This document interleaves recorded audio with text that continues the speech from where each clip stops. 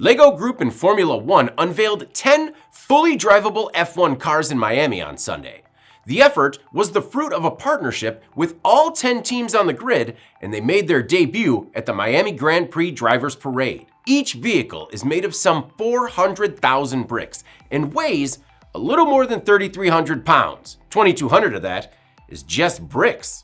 The average F1 car weighs only 1,759 pounds, including the driver but no fuel, and typically they consist of 0 LEGO bricks. The vehicles have a bit of a speed differential as well. The average F1 car tops out around 233 miles per hour, but their LEGO counterparts bury the needle at 12 miles per hour. But hey, they're twice as heavy.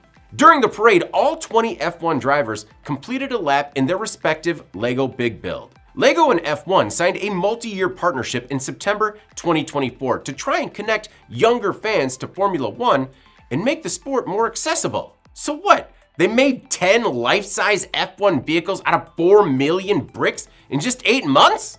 Well, the partnership called for the creation of, quote, memorable moments, and this certainly is memorable. The effort is the first time LEGO has produced multiple big builds at the same time. Last September, LEGO tested a life-size McLaren supercar that was fully drivable.